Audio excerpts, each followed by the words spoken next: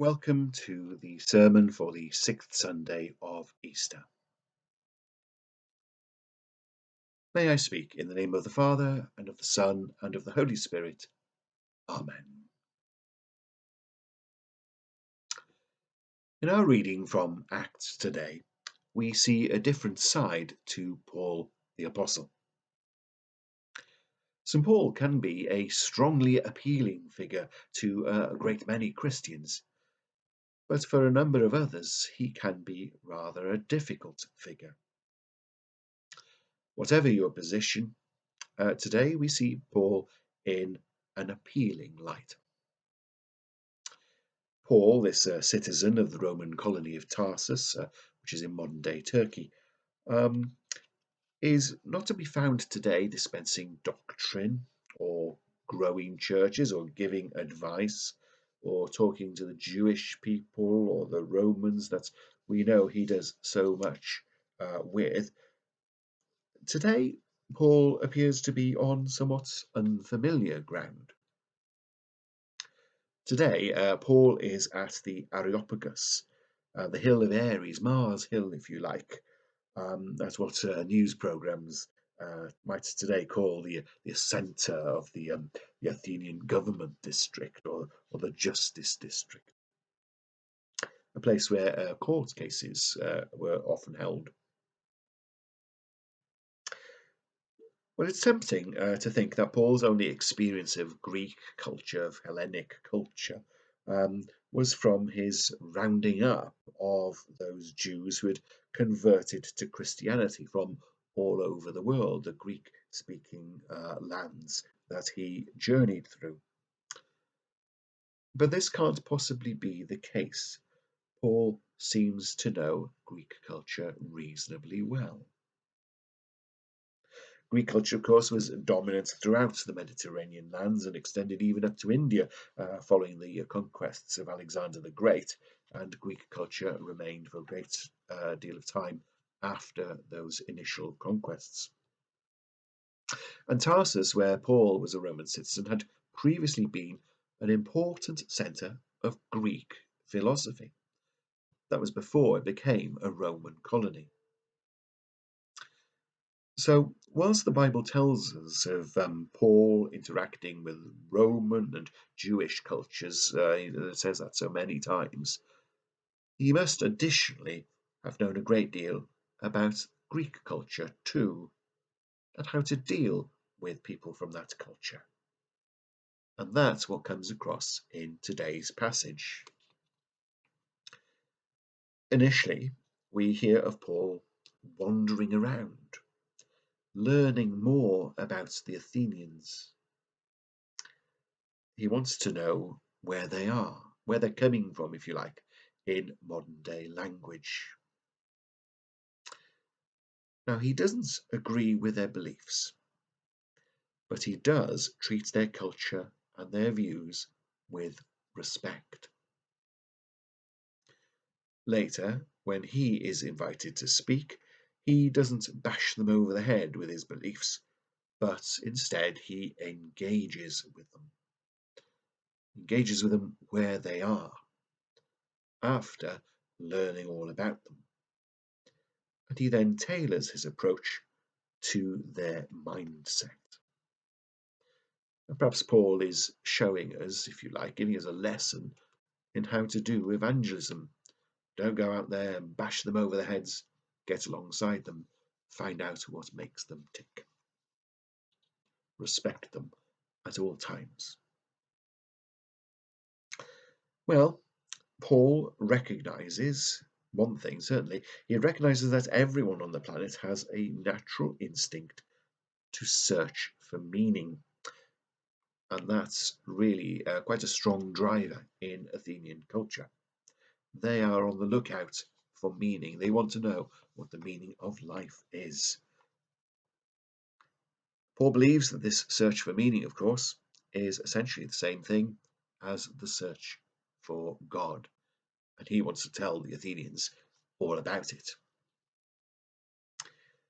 The Athenians are energetic in their search for meaning, and they have numerous idols in the region of the Areopagus, which they depict in sculptures of various sorts. Well, we too have idols in our culture, so we can't scoff. We should show more respect. But for us, we don't make sculptures of them. Our idols are idols, but by a different name: money, power, position, etc., etc. It's just that we don't create models of them chipped out of marble and put them on plinths. The Athenian idols serve as markers or signs, if you like, for how their minds are working, what they think are important. Gives us, if you like, a direction of travel for their mindset, for what they think is meaningful and important in life. I suppose if our TV programs and films were analysed in a few hundred years' time, they would look at them as ways or as signs of our culture and how we think about things which may be important to us. And they would certainly have some interesting books to write on our generation about our obsessions with power and war and sex and money and all those sorts of things. They can get all that information from our TVs rather than from the sculptures in the Areopagus. Now, Paul believes when he sees the sculptures and talks to the people in the Areopagus that the Athenian idols are markers of false starts.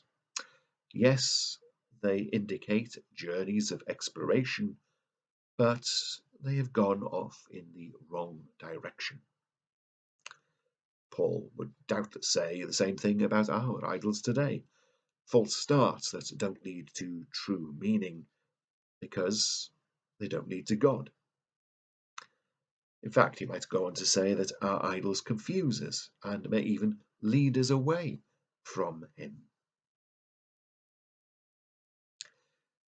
And it's at this point in today's Bible accounts in today's Bible accounts that we see Paul pointing towards an empty plinth, a significantly empty plinth, left deliberately empty. It typifies the search of the Athenians for meaning, and in fact it was reserved for the unknown God. With gentleness and reverence that perhaps we don't usually associate with Paul when he's talking to a Jewish or a Roman audience, Paul takes a different approach and becomes persuasive. He talks about the unknown God and talks about the unknown God as being a personal God, and that this personal God lived among us and rose from the dead, and as a sign of authority to judge us justly at the end of time, our lives needs to change right now. And the way to change is revealed by the teachings of Jesus as described in John chapter 14, which is the other Bible reading for today, which follows on from our reading in the Acts of the Apostles. But it's acknowledged that such change, as revealed in John chapter 14, will be difficult.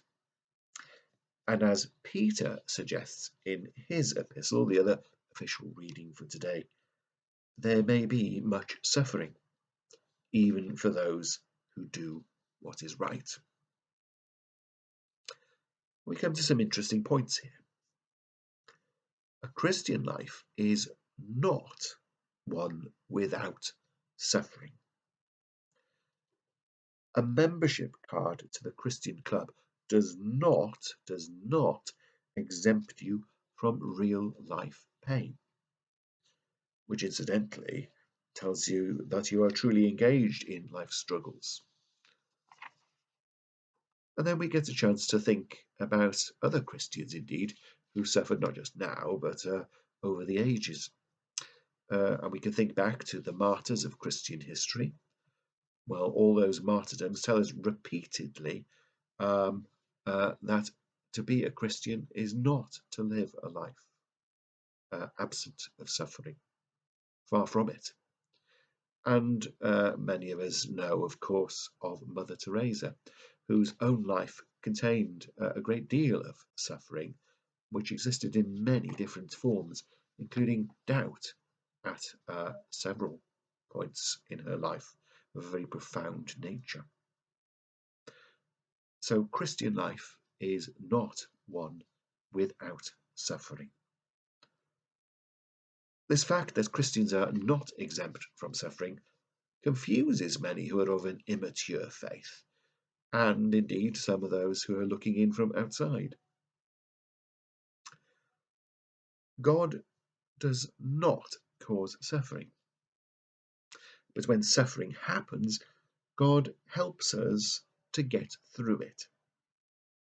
A bit like these times with coronavirus. And the message from St. John's Gospel, chapter 14, that we heard today, is that when we appeared orphaned, that is, when Jesus physically left us here on earth, well, that became a time of great blessing too, because the Spirit, the Advocate, came to abide and to live with us, to guide us, to strengthen us in new ways, and to get us through all manner of trials and tribulations, such as now with coronavirus. The unseen hand of the Spirit is upon us, guiding us, supporting us, helping us. And because of this, we have good reason to have hope, genuine hope for the future. And in the words that I've said so often at the funerals of people who've died from COVID-19 in the past fortnight, God and his love is always with us. And as St. Paul himself says, nothing in all of creation can separate us from the love of God. Amen. Thank you for listening.